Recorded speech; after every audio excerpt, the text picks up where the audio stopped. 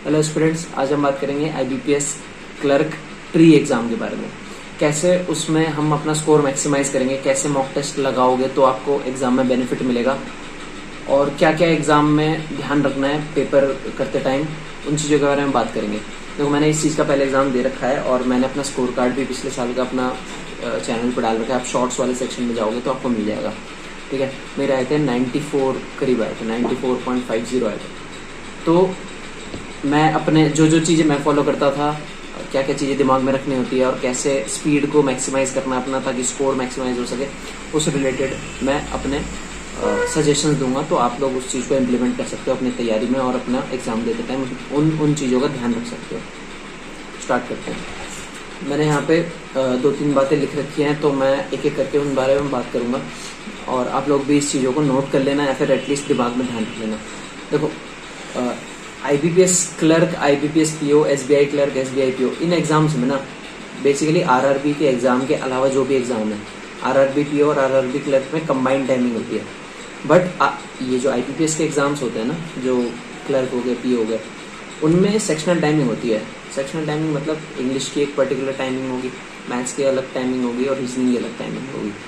20-20 minute मिलते हैं sub section के लिए। तो मैथ्स का अगर मान लो खुल रहा है तो उसको 20 मिनट में 35 क्वेश्चन करने होंगे, रीजनिंग में 20 मिनट में 35 क्वेश्चन करने होंगे और इंग्लिश में 20 मिनट में 30 क्वेश्चन करने होंगे। ठीक है, 20 मिनट खत्म होती है, अगला सेक्शन चालू हो जाता है। ठीक है, तो इसमें सेक्शनल टाइमिंग हो जाती है, तो हमें बहुत केयरफुली और एक स्ट्रेटेजी दिमाग में रेडी होनी चाहिए पेपर अटेम्प्ट करते टाइम। तो वो स्ट्रेटेजी मैं शेयर करूँगा।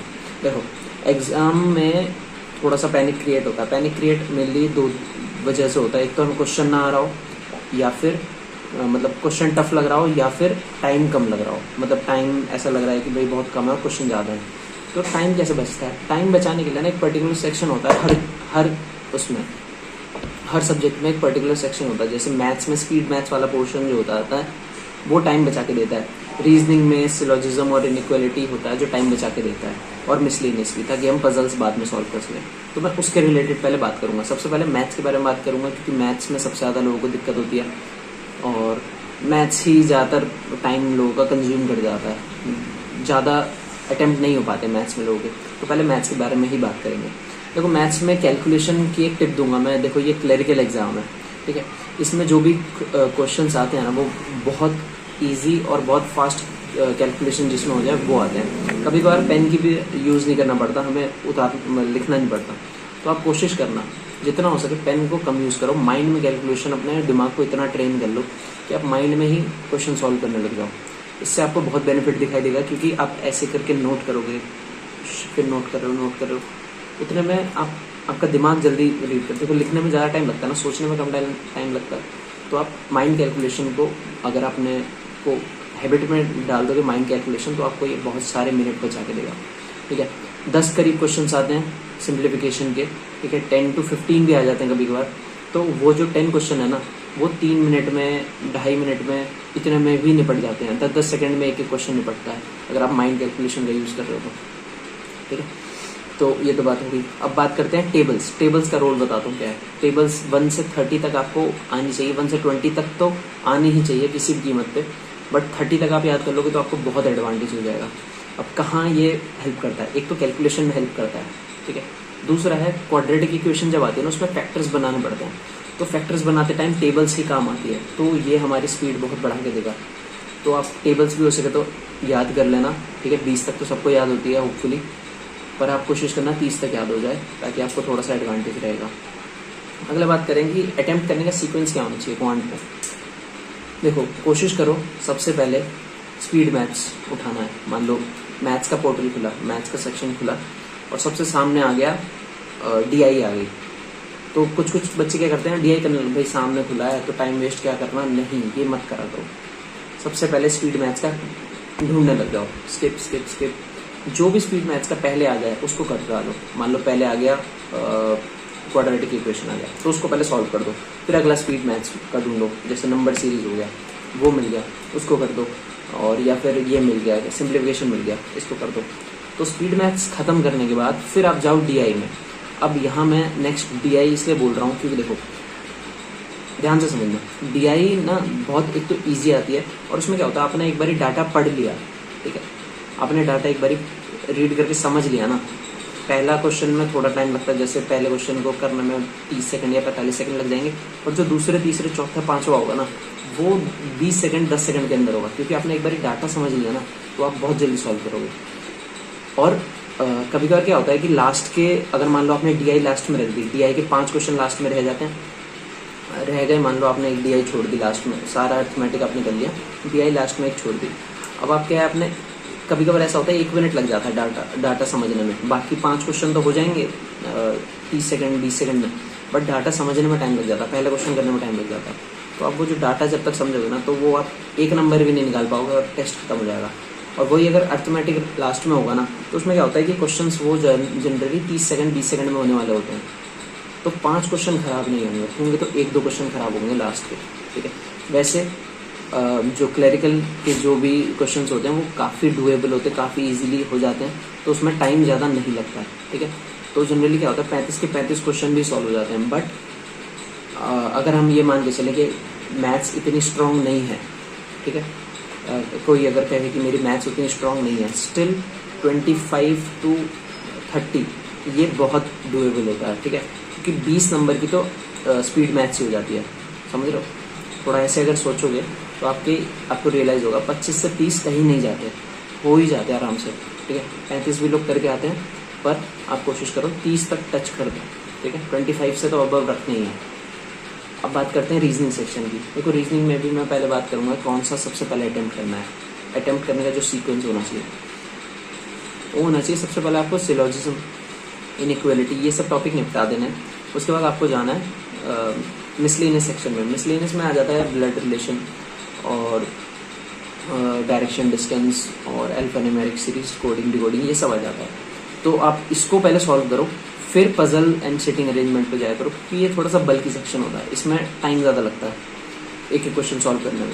तो आपने अगर ये निपटा लिया ना, तो आपके पास कॉन्फिडेंस आ जाएगा कि अब मैं इस बाकी जो बचा है उसको भी निपटा दूंगा। बट अगर आपने पजल और सिटिंग अरेंजमेंट को पहले कर लिया ना, तो वो टाइम ज़्यादा लेते हैं, तो आपको दिमाग में ये आएगा कि यार अभी कितना कम टाइम बाकी है और इतने सारे क्वेश्चन करने हैं।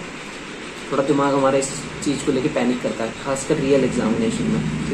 अब बात करें इंग्लिश सेक्शन की, जो कि थोड़ा सा इसी पे कट ऑफ डिपेंड करती है मेरे हिसाब से, क्योंकि यहीं पे बच्चे गलतियां करते हैं, अनश्योर वाला टिक लगाते हैं कि मुझे तो ये लग रहा है टिक, तो समझ लो यहाँ एक्यूरेसी का खेल होता है।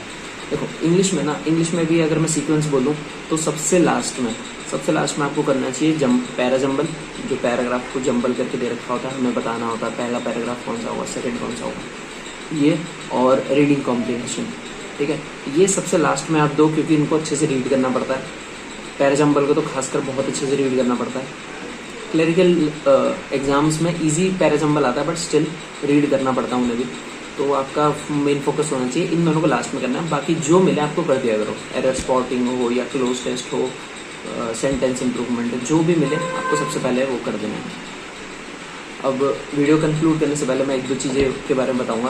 देखो ये क्लरिकल एग्जाम है, ठीक है, इसमें अगर मैं मैथ सेक्शन की बात करूं तो डीआई के अलावा जो भी क्वेश्चन हो, क्वाड्रेटिक इक्वेशन में बंदे कहाँ अटकते हैं, फैक्टर नहीं मिल रहे होते हैं। अब आपको 20 सेकंड में फैक्टर नहीं मिला की बात कर रहा हूँ, फैक्टर नहीं मिला कि कौन से फैक्टर होंगे यहाँ बन रहे हैं, उस क्वेश्चन को छोड़ दो। 20 या मैक्सिमम 30-40 सेकंड बहुत है।